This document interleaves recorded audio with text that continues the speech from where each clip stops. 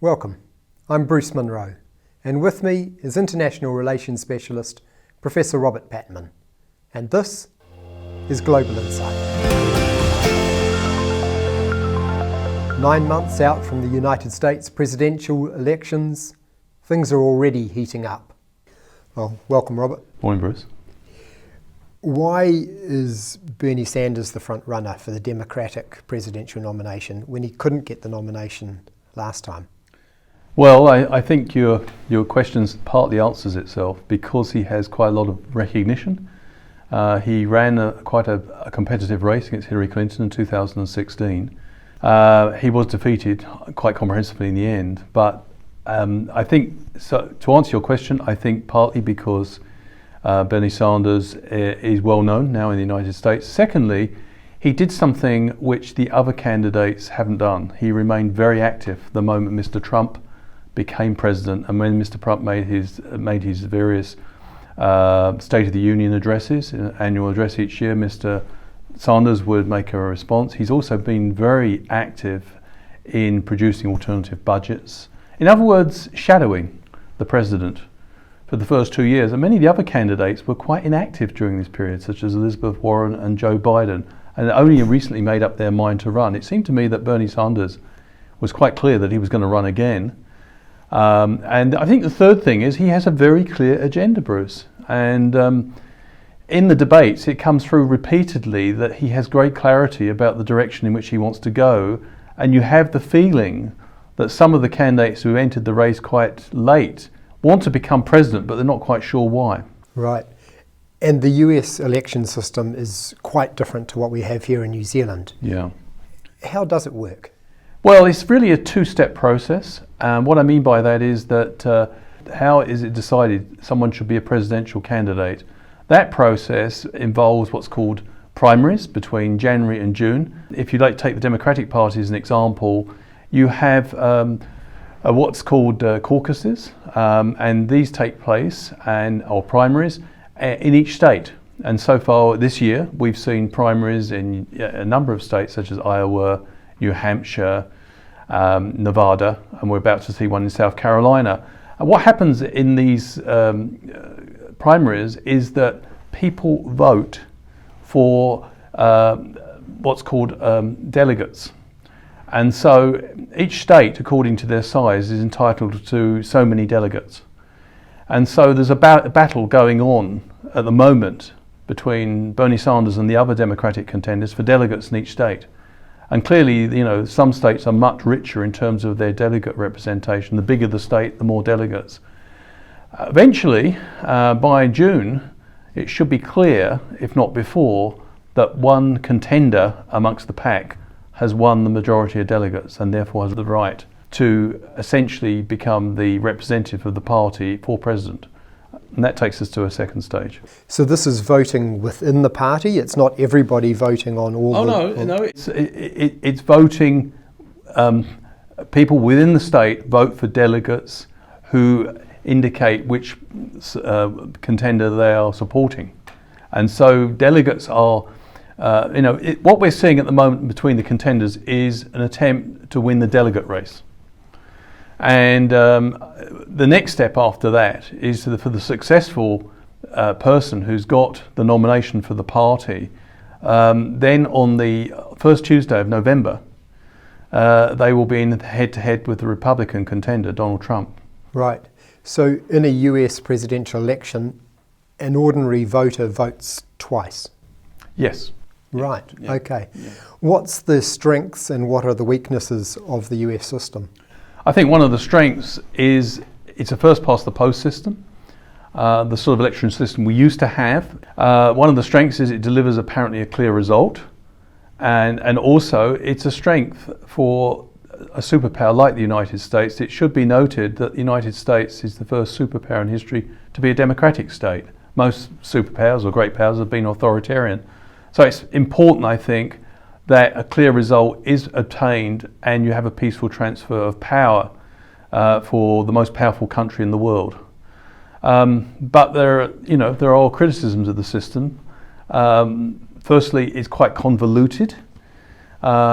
Voter registration rules vary from state to state, and there are repeated allegations in the last several decades of voter suppression, that people have struggled to get registered as a voter. There is no automatic registration for voting, which is a bit strange to New Zealanders. You would think it's a right of citizenship. People have to actually register to become, to vote. So that's one big concern. I think the other concern is that, and it's a concern that's often levelled at first past the post systems, it does seem rather strange that you can lose the popular vote but still win. And there are big questions raised about whether the United States needs to reform its system to make it much more representative of popular opinion. And the weakness, I suppose, really is that at the moment the system seems to be quite open to abuse. There are heavy reliance on voting machines each November, every 4 years, and that makes a lot of people uneasy, because in countries like Germany and the UK, they use a paper ballot, and they do it quite successfully, and the results deliver in 24 hours. And what's happened in recent presidential elections, there's been numerous well-documented cases of people not being able to translate their voting intentions through the voting machine they use. Why don't we seem to be hearing much about Republican challenges to Trump? Is that right, my perception, that we're not really hearing much about them? Yeah, I mean, that's very true. There are occasions in the past where incumbents who are president have been challenged. There was a case in 1980 when Jimmy Carter was challenged by Ted Kennedy for the presidential nomination. The incumbent won it. The incumbent normally has an advantage. And of course, Mr. Trump is not shy about discussing his record. He says he's the best president in recent history, probably the best ever. So maybe it'll be a brave Republican who puts his or her hand up in those circumstances. So he hasn't got to go through the primary process. But I think it's fair to say that Mr. Trump is known to be a tough operator, and I think a lot of people probably worry that if they did challenge him, they could jeopardize their long-term political ambitions in the Republican Party. The presidential elections are in November.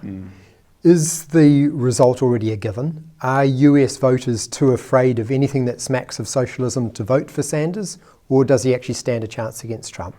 Oh, I think all the polling evidence suggests that out of 50 recent polls, Sanders won 47 against Mr. Trump, according to polling projections. I think Mr. Sanders is a strong candidate. Mr. Trump and Mr. Putin have both expressed their preference for Mr. Sanders getting the nomination. But there's a bit of misinformation here, Bruce. Just because Mr. Trump says he's delighted that Mr. Sanders is going to possibly get the nomination, is the front runner, that doesn't mean he actually believes that. It may be that by bigging up, to use the colloquial phrase, Mr. Sanders, he's causing mayhem within the Democratic establishment. It's no secret that the Democratic establishment, if you read newspapers as I do, like Washington Post and the New York Times, there's tremendous antipathy and hostility towards Mr. Sanders. He's described as a democratic socialist, but actually in German or British terms, he would be on the right wing of either the SPD or the UK Labour Party. He doesn't want to nationalise anything.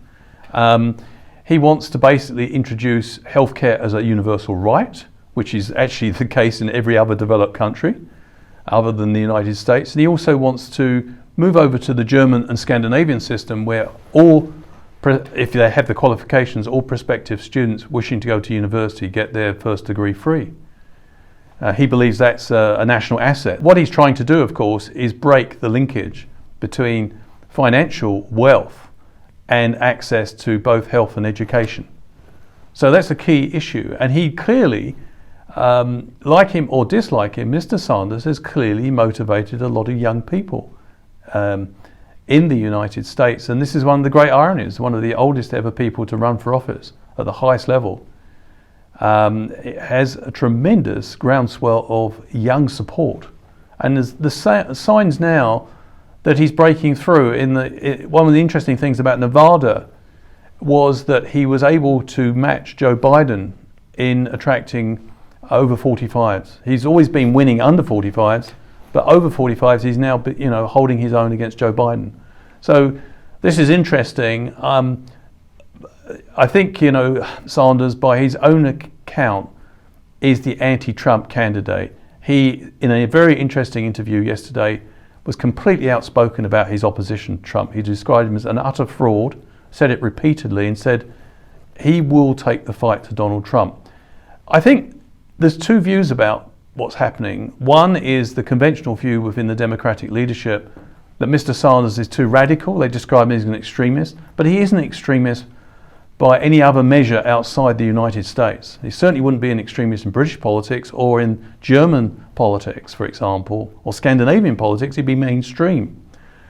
There's the view that he's too extreme to get elected. That doesn't seem to be the case. All the evidence so far doesn't seem to suggest that.